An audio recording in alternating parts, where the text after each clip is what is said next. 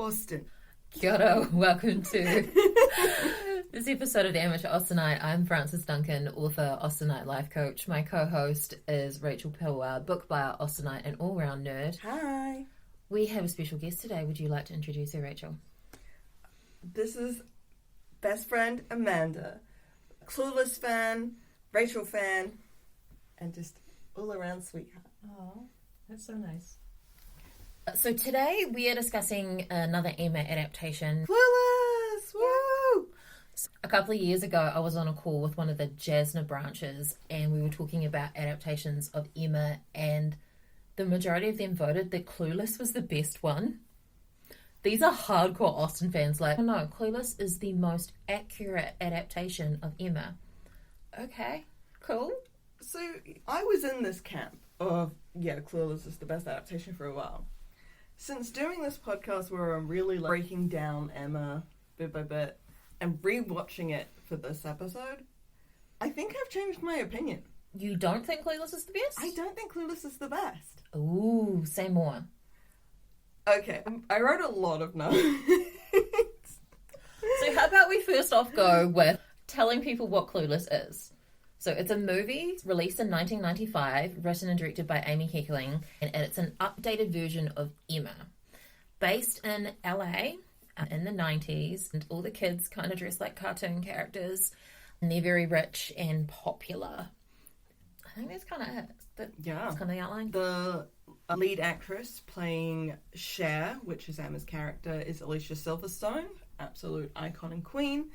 And Knightley's character is played by the never-aging Paul Rudd. I'm so glad you brought that up. He does not age. He looks exactly the same in Clueless in 1995 as he does 30 years later right now. Vampire. Start with... I still enjoy the film. My impressions in general, despite me no longer thinking it's the best adaptation, I still just love Clueless. How could you not? Mm-hmm. Yeah. Thoughts on Clueless, Amanda? I like how fun it is. There's some things that are just so iconic about it. And it holds up. It's 30 years old and it still holds up. A lot of things you watch 30 years later and cringe. This is good. I think the only thing that made us cringe was the hats. Yeah. Every character wears a hat. You know the Blossom hat? Where it's there's so many Blossom hats. So many nose jobs in background. Yeah, because they're making a joke about rich kids. Yeah. And I think the fact that they dress them the way that they do, which is really over the top, not how people would actually dress, is part of the reason that it doesn't look out of date, because nobody ever actually dressed like that. Yeah. Some of the background characters are a bit more fitting in, but fashion is cyclical, and some of the things that people wear, I've seen that in Wellington. I've seen people wearing that just walking down the street. So yeah, the 90s are back, so that's a thing. That's a thing, yeah. So now's the right time to rewatching this movie and finding that it's actually still relevant. I still don't know why you think it's not the best Emma. I feel like this whole episode is going to be me kind of slowly explaining why I've changed my mind. To start with, I love Cher's character. Is maybe obviously a bit more of a ditzier version of Emma's character. She's still smart, but she's more shallow than Emma actually is. I find Paul Rudd's Josh frustrating as a Knightley character. I think that's where my opinion started changing, because I was really dissecting him as a Knightley. The first time we're even introduced to him is him looking into the fridge, and then he closes the fridge and he grabs Cher's side, and I can't remember exactly what he says, but it's something about you've put on weight or something along those lines, or you're filling out there. And I was like, that is the most antithesis of Knightley you could be. It's supposed to be their flirty, fighty thing, but because time's also moved on, because body shaming was more of a thing then, that you go, oh, you're fat, even if you don't think they are. Yeah.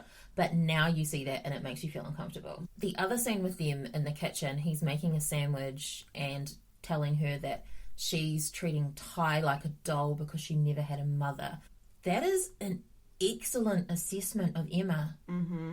And the only way that she knows how to have a friend is her governess, so she's doing the same things. In Clueless, she has Dion. I was writing notes about who each character is, and I'm like, who the hell is Dion supposed to be? And the closest I could get, at first I thought maybe Jane, but she doesn't fit any of Jane's characteristics. I thought maybe she's a like version of Miss Bates, because she's very gossipy and she knows all the down low. But then her boyfriend Murray, it's like, who are you supposed to be? The characters who aren't actually exact representations in the book. So that's one of the differences. Shea has Dion, her best friend, the entire way. So that's like the Mrs. Weston character. Shea is not isolated the same way that Emma is. Mm-hmm. When Mrs. Weston leaves and gets married, Emma doesn't have anyone really, and Mrs. Weston was her only friend. Shea has Dion the entire time, but you could argue after the freeway incident, when they consummate their relationship, that maybe to a certain extent she loses Dion, because Dion and Murray are that much closer, and Dion's now talking to Ty about sex, which he can't talk to Shea about. I did consider whether they were the John Knightleys, whether they were the sister and brother. But they were too present, which is not what happens with their characters in the book. With them being there the whole film, they're actually even bigger characters. Amanda and I were watching this film, and every time Dion's on screen, we're just like, wow, she's so pretty. Yeah, she's so pretty. She is I really was like, pretty. she's so beautiful. She was 10 years older than basically everybody else. Can you believe that? She does. No, does I not. don't No, believe that. Don't Right. believe it. That's crazy. Stunning. I'm actually putting Mr. Hall and Miss Geist as the Western. Yeah. Because the matchmaking, it's like we start the book of Emma with them getting married, and obviously things happen slightly out of chronological order in Clueless, and so we actually see Cher getting them together. And we see her reasoning too, because in this, she is like, I need to make Mr. Hall happy so that he gives me better grades. And it's very clearly that. Whereas in Emma, the character's like, I think that Mr. Weston's interested in Miss Taylor, so I'm going to help them get together. Cher is that much more self-serving. Emma is still a selfish character, but I feel like Cher more so than I think any other portrayal I've seen of Emma. With the exception of me not really remembering the Gwyneth Paltrow version at all, because I don't love it. But We're going to watch that one. I don't worry. know. There's some very obvious, like, exacts. Ty is obviously Harriet. Brittany Murphy. Brittany Murphy's so great. She was so great in this, and it's so sad that she then felt she had to try and be a leading lady, and so she made herself rail thin and bleached her hair, and she never looked like herself after that, and it was such a shame, because I get it though, these are the aesthetics that they wanted at the time. Yeah. But I was thinking specifically, we've talked a lot about how Harriet is supposed to be more beautiful than Emma.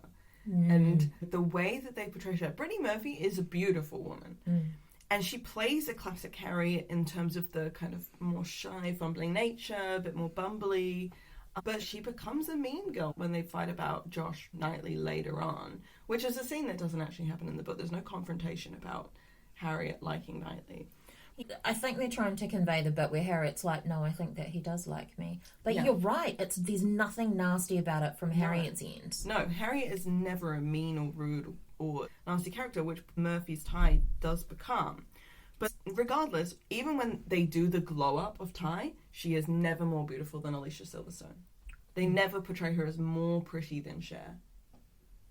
And that's unfair. But that's part of why, though, that I like Travis's Mr. Martin character, is that he likes Ty, like with Mr. Martin in the book, he likes Harriet without all the things. He doesn't care who she's with or that she's beautiful. He just likes her for her. And the Travis in Clueless, who is the Mr. Martin character, I think really does have those feelings, those true, genuine feelings for Ty.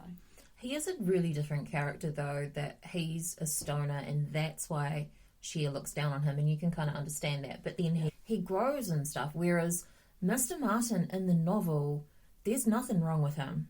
He's a great guy. He's perfect and beautiful and all way out down that hill. I love him. Where's my Mr. Martin? I think the most accurate book character is Elton.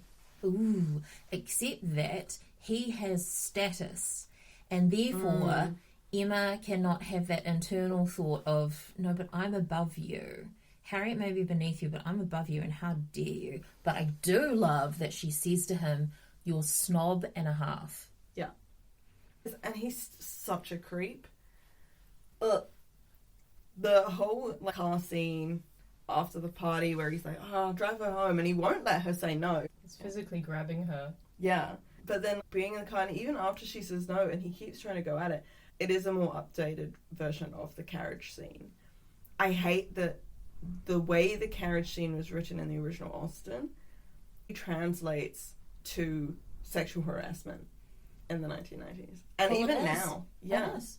I like to think of, I don't like to, Mr. Collins and Mr. Elton as Schrodinger's rapists because they do not hear no. They keep pursuing. You're like, no, I've just said no. I'm going to think that term for the rest of my life every time I think about those characters now. Oh, Francis, you've poisoned my brain. I like my concept. What's wrong? No, it's a brilliant concept, but I'm never going to be able to unthink that. Because you're so right. It's so true. They are. You both are and are not. If at the time you would have probably. Yeah. There's a lot of time lapses in the book, which obviously can't happen in the film. The film happens at a much quicker pace. As films always do. But having held at gunpoint scene immediately after, most modern adaptations completely omit the Romany scare. These people come across them and they're like, money. It's, if I'm correct in my remembrance, that it's Frank Churchill who comes in. Is it Frank Churchill who comes and saves them from... Well, it's Harriet that has the thing, and Frank does save her. So in this, it's at the mall, and some guys are pretending they're going to throw Harriet off the edge of the balcony, which she is... Oh, no, it's not a balcony. What do you call it? Like the divider at the top of a... It is kind of a balcony. It's like the mezzanine. Yeah, because Harriet's sitting on it, which in itself is stupid. Maybe they've done the scene twice then, because I do still feel like that scene being held at gunpoint... Having that scare, I feel like that's what my brain didn't even think about the mezzanine scene as the scene. But actually, no, you're right, yeah. And then Christian, who is the Frank Churchill character, comes in and saves her. So the Frank Churchill character, Christian, comes in halfway through the movie. And Emma decides she's infatuated with him. And you can tell that she's very worked up about him. And there's a very long view of her legs where he says, nice stems. And the teacher says, it's time for your oral. And she and Christian both look at the teacher like, what? We're not going to do that right here. And I thought that was a really good joke. But she's attracted to him because he can dress well and most men can't. But you view him against Josh, the Mr. Knightley character, and Mr. Knightley looks like a slob. He's wearing ill-fitting clothes, they're baggy, they're big, and he's comfortable. Josh is such a more laid-back version. So the way he's sophisticated is in that he watches the news and he's environmentally and ethically conscious about things. He wears an Amnesty International t-shirt for a lot of it. Very intentional placement. And he reads Nietzsche by the swimming pool. Christian doesn't seem as young as Josh. In how he holds himself, it's the confidence. And Cher, specifically, when Dion and Ty are talking, says she doesn't date high school guys. And Josh technically isn't in high school, but he still acts more like some of the high school guys, I think, in ways, apart from his, more sophisticated concepts. Whereas Christian is a high school guy, but doesn't act like one at all, I don't think. He does seem to think that he's kind of above it. Yeah. But the reason she and Christian can't be together is because he's gay, which of course he is, because he can dress well. Yeah. I have obviously watched Clueless before, but when he came in, my brain went, he's gay. And then my brain went, wait, am I remembering that wrong? Is he gay? I can't remember. But I was just like, either way, this is a gay man for sure. Emma's gaydar was not working that day. No. And I love how there's the scenes where Cher is sending herself flowers and stuff to try and make it seem like she's really wanted. She's so cute. And Christian 100% picks up on that. There's him looking at her and just like going like rolling his eyes, saying like, yeah, I know what you're doing. This is the first time watching it that I really understood where Christian was coming from. They've turned the trope on its head of a woman being like, I have a male friend. Finally, I have a male friend. And then the male friend's like, there's something I need to tell you. This is what's happening with Christian. He's like, I thought I had a female friend. Oh, no. It turns out she's into me.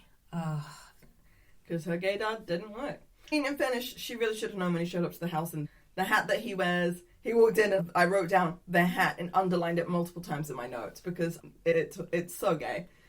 I love it though. How wild is it that she thinks she's going to sleep with someone she's never even kissed? The thing about Christian though is like, her dad doesn't like him and Josh doesn't like him immediately, just from his whole personality. He comes in like, oh, the protective vibe, I dig. But I think my favourite Christian line is when Cher asks his thoughts on Amber, and Amber is the Mrs. Elton character. And like, she's introduced at the very beginning of the film, and she's just this other popular girl who Cher doesn't get along with. They're very snarky towards each other. She's a bit of a bitch who wears the most ridiculous hairstyles. But then when Elton and Amber are dancing at the party, which is basically the Randall Ball, and Cher goes, Christian, what do you think of Amber? And he just goes, Hagsville. It makes me laugh so hard, because that is so how I feel about Mrs. Elton. What do you think about Mrs. Elton? Hagsville. Also, how gay could you get? How gay could you get? As a response. But I love that even though Cher and Dion, neither of them realize it, when they're in the car talking about, oh, I nearly slept with Christian. And then Murray just goes, girl, no, he's gay. And they just immediately accept it. They're just like, oh my God, I didn't realize it. And then they're just like, oh my God, he's gay. And it's not an issue at all. They're just like, oh shit, okay. But then I feel like the scene sadly does get interrupted by the whole panic driving on the freeway kind of moment, which I think is just a really weird shoehorned in scene. Like, it just doesn't make a lot of sense, apart from to show that when you're scared, love is the most important thing. And it helps Dion and Murray escalate their relationship because, as Cher says in it, they're very dramatic, but this, when it's actually the two of them and they're stripped down bare, they really care about each other. And like, he's trying to reassure her, telling her to breathe and calm down. And before that, you just see him kind of like, hey woman, treating her in a way. Because he's trying to play a stereotypical role. Like, I'm the guy. And no, he actually gives a shit about her. Just speaking of driving, while we're on the thing of the car, when we go back to the whole Ty and Cher confrontation about liking Mr. Knightley, liking Josh, and how the best line in this whole film for me is Ty saying to Cher in that moment, you're just a virgin who can't drive. It's me, I'm a virgin who can't drive, oh my gosh. But then I'm thinking more about it, and I'm like, actually, maybe I am shit. She 100% has ADHD. Which I don't get from Emma's character so much in the book, but I definitely get it from Cher's. She's thinking about why she's so upset about Ty liking Josh, and she walks past the shop and sees his dress and goes, oh, I need that dress. I wonder if it's in my size. And she goes in, comes out. She gets so distracted while she's driving. During her driving test, she's just in her own head thinking about things. And I was just like, girl, I think you've got ADHD. Like, oh, that cyclist came out of nowhere. It's like, no, it didn't. You would have seen him. And this is why I don't have a driver's license. While we were reading Emma, you did think that Emma has ADHD. Yeah, did I? Yeah, you did. But yeah, I understand you thinking about it. Cher more so. One of the notes that I was mentioning throughout was the Mr. Woodhouse character, Mr. Horowitz, and how he is so different from Mr. Woodhouse in the books. Like, he's still a worried father, but he's not worried so much, like, health-wise. He's not quite so, like...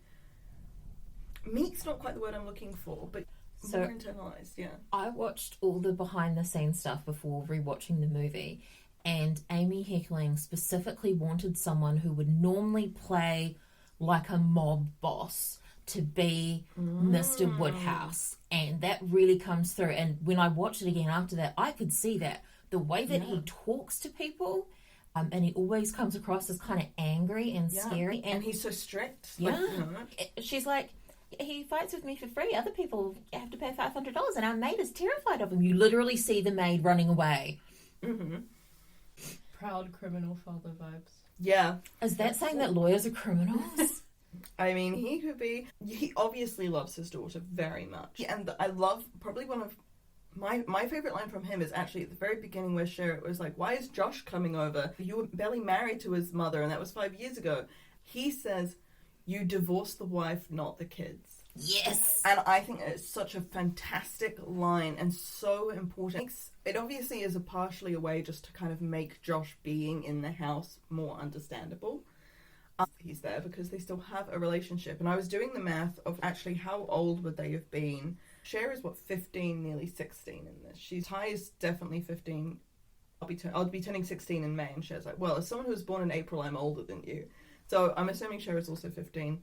I was looking it up, trying to figure out how old Josh is supposed to be. Like, he's in college.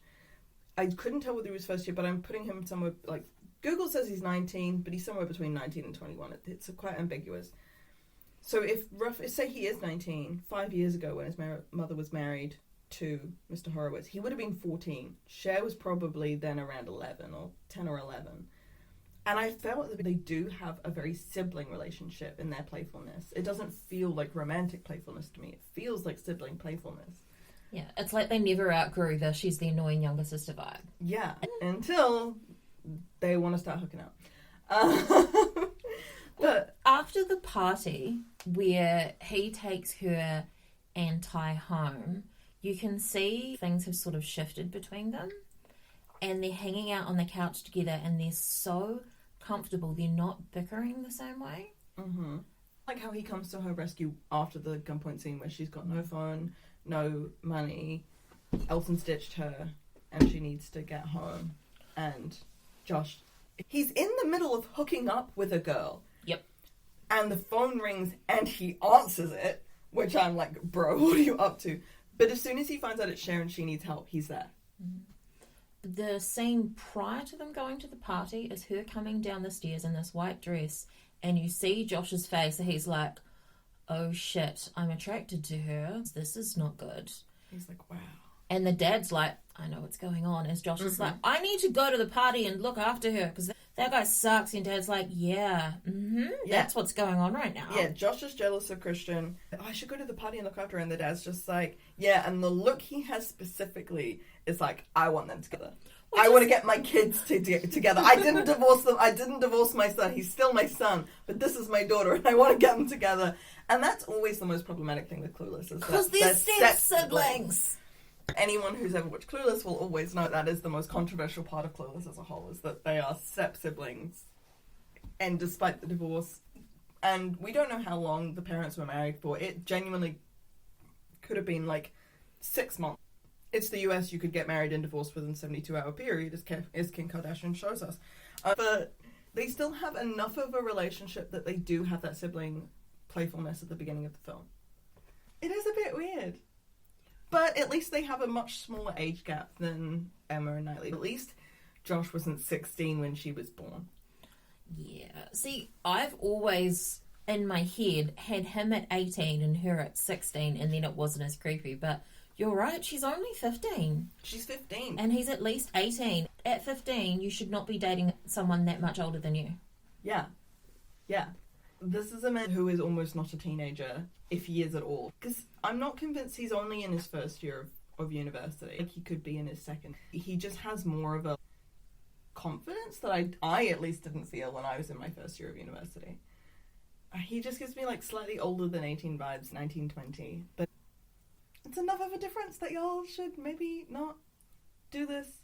But also, there's the scene at the very end where they're at the wedding of Mr. Hall and Mrs. Geist, where they're talking about weddings, and all three of the girls are like, and I want a wedding with, like, floral motifs and things like that. And the men are like, oh my god, they're already planning our weddings. And I was like, y'all are freaking teenagers. If any of you get married, I would be incredibly surprised. But that's the thing, it's based on Austen, and it's like, these characters are supposed to be together forever. Yeah. You don't get second choices unless your partner dies. Going back to her father, her manipulating her grades to be better makes him proud, which comes back to the mob boss. Her debating her way from like a C to what was it, a C plus to an A minus. He's like, I'm so proud of you, honey. Like, that's real world skills, though. that is. She gets a C for debate, but the fact that she can debate, she should have gotten an A for debate at least, for being able to debate her grades up. Going back to Josh and Cher, he's with another girl when he picks Cher up from her after the party where she's been ditched, and the girl who he's with, she quotes Hamlet, and Cher's like, that's not Hamlet, and then says which character actually said it. And it's like showing that actually, for a lot of it being ditzy, Cher is actually quite smart and has a good memory. In fairness, she remembers it because it's from the Mel Gibson version. not from the actual text. But Cher sees Josh with this other girl and isn't jealous. The way the voiceover comes off is more like, ew, my brother is kissing a girl, that's gross. The voiceover says, even Josh has someone, I want someone for me. Yeah. And she's not jealous, and it's not until Ty likes Josh that Cher goes, oh, actually, maybe I like him. And maybe it's just because things haven't happened yet for her to fall in love with him. But I feel like there aren't that many things that happen between the two of them to make her fall in love with him. Because when you show the flashback, when she's thinking about it, she's going back from like the very beginning of the film and just all their playfulness in general. And it feels like they're trying to make it like she's always been in love with him, but she just didn't realise. well, that seems like what it was like in Emma. And maybe in this one, she doesn't feel threatened by the college girl, but she does feel threatened by Ty. Because Ty is more like her. That's true. And I guess she does see more interaction between Ty and Josh. Like, the only time she really sees Josh with this other girl is during this car ride. And then we never see that girl again. And she's never mentioned again. But with Josh and Ty, there's the whole dancing at the party and then hanging out by the swimming pool where they're being obviously very playful. Maybe having that repeated interaction makes her realise that actually this could be something. If I don't get in the way. At that dance, going back to Christian, he dances with guys more than he dances with Cher. And Josh is popping it. Josh sees it 100%. Like Cher and Christian are dancing, and then Cher is like looking over towards Josh and Ty. And while she's paying more attention to them, she doesn't even notice that Christian has started dancing with the guy next to him. And then he's full on flirting with the bartender when he goes to get them drinks. Oh, honey, like, it's so obvious. Going back to clocking things across the dance floor is at the other party where she's trying to get Elton and Ty to dance, and Cher starts dancing with Ty, and she's looking towards Elton, and obviously she's thinking, I'm looking at Elton, Elton's looking this way, but he's looking at Ty, and I'm trying to see if he's looking at Ty. But Elton obviously takes Cher looking at him as Cher's looking at me because she likes me. That's a really good representation of how Mr. Elton feels in the book about Emma paying more attention to him, but for Harriet.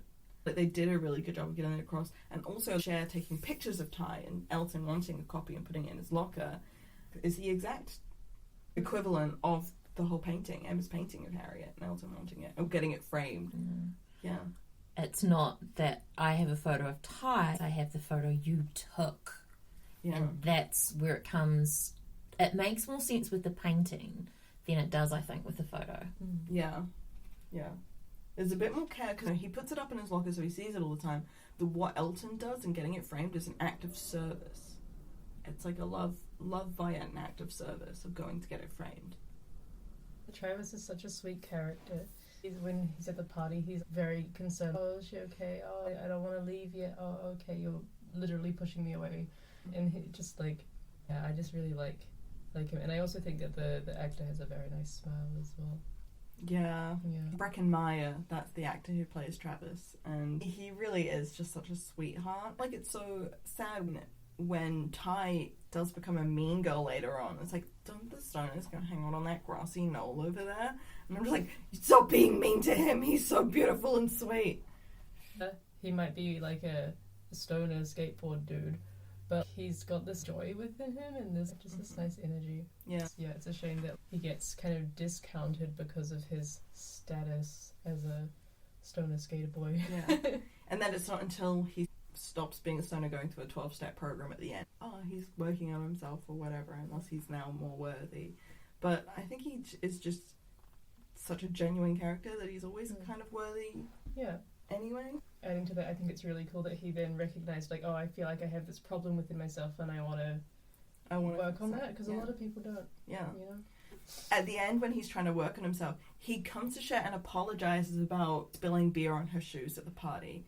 And Cher's like, what shoes are you talking about? Oh, that's totally fine, they're so last season. She made a big deal of it at the time. But she's so rich and so popular. She doesn't actually even care about these things anymore. She's completely forgotten this incident happened. If the fact that he's going through this 12-step program and having to better himself, and one of those steps is probably apologizing for your wrongdoings. It is. And he remembers that he spilled beer on her shoes and apologizes for that. He's probably been thinking about that for the whole time since the party. Of like, shit, that was really bad of me and I'm so sorry about it. And it shows such a difference in their characters. He may not have thought about it since, but one of the parts of a 12-step program is writing down the ways that you've wronged people and then apologising and seeing if you can make reparation. And I love that we get to see him do that. And because he's done that, she recognises it when he's like, I've joined this new club, it's got, I don't know, so many steps. She's like, 12. Yeah. Because she recognises that means he's in a 12-step program. Would you say Narcotics Anonymous? Yeah, probably. For weed? And she appreciates that he's making changes. She's been making changes in herself as well. And we get to see her actually make the choice to do that in the movie. So instead of making over the way that I wear, I'm going to make over my soul and I'm going to try and be a better person. And like doing the whole, like, captaining the donation drive. There's a moment just before that where she's been doing all this donation and her dad says, he's like, you're so much like your mother. I think they talk about her mother so much more in this. Like, they've got a painting of her in the house. We discussed a lot how Emma is like her mother. Maybe in Clueless, her mother was super generous as well. Just taking care of people. Is this the kind of thing that Cher probably would have been doing if her mother had been around? Oh, imagine if Emma's mother had been around in Emma, she would have been running the entire village, the household and the entire village. Yeah. Amazing. I love how Cher makes the choice to go to the skateboard competition that Travis is going to be in. She actively makes the choice. In Emma, she accepts Harry and Mr. Martin being together, but she never tries to get to know Mr. Martin or spend any time with him, and part of that is a status thing. But I love that in Clueless, Cher does go to the skateboard competition and like, watch him. My one gripe about that scene, though, is that Ty is there, obviously for Travis, and likes Travis again. But the last time we see Ty is her saying, no, I like Josh, why isn't Josh good enough for me? And they have this whole fight.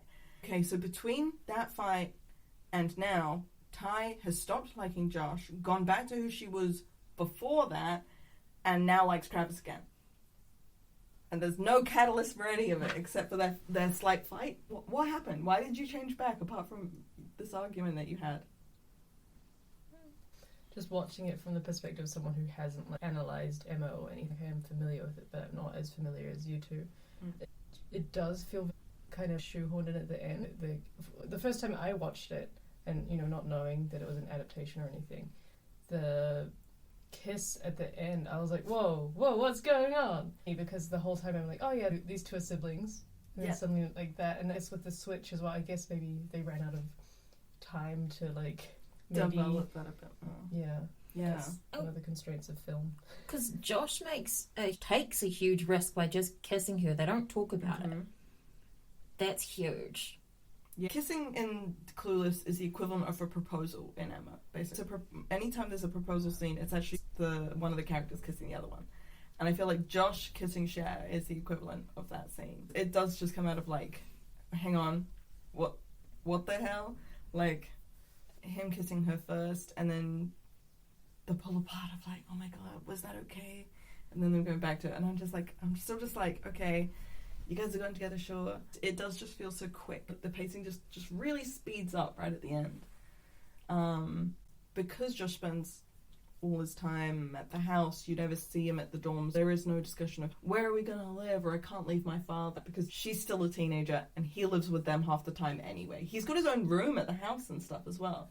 So it's not like they have to have the whole, we can't be together because of my dad. It's like, no, dad wants us together and that would be totally fine.